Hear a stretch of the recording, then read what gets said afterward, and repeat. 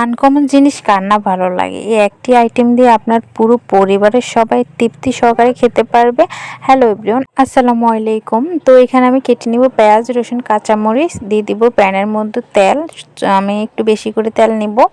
তারপরে দিয়ে দিচ্ছি পেঁয়াজ আর রসুন, একটু ভেজে নিব। ব্রাউন কালার করলে তো আরও ভালো হয়।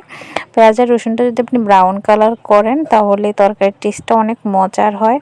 দিয়ে দেবো 1 টেবিল চামচ আদা বাটা, রসুন বাটা। এটাকে একটু ভালো করে কষিয়ে নেব। দিয়ে দেবো এখানে একটু পানি, যেন ভালো মতো মশলাটা কষে।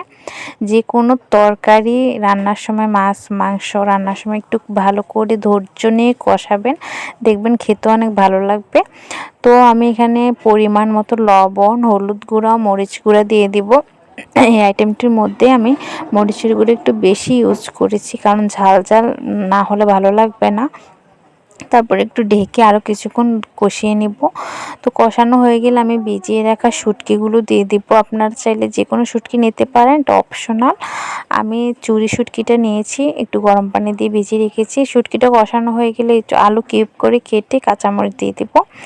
তো এটাকেও ভালো করে কষিয়ে কষিয়ে রান্না করব, যতটুকু কষানো যায়, মানে কষানোর মধ্যেও যেন আলুটা সিদ্ধ হয়ে যায়। তারপর পরে অল্প পরিমাণ পানি দিয়ে দিব। এটাকেও ঢেকে আমি 2 মিনিট রান্না করে, এই তো আমার রান্নাটা প্রায় শেষ। Final look.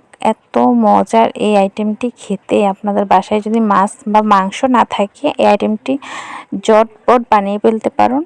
তো এই ঝাল ঝাল শুটকি ভুনার সাথে আলু অনেক মজার হয়ে থাকে। তো রেসিপিটি কেমন লেগেছে অবশ্যই জানাবেন। আল্লাহ হাফেজ।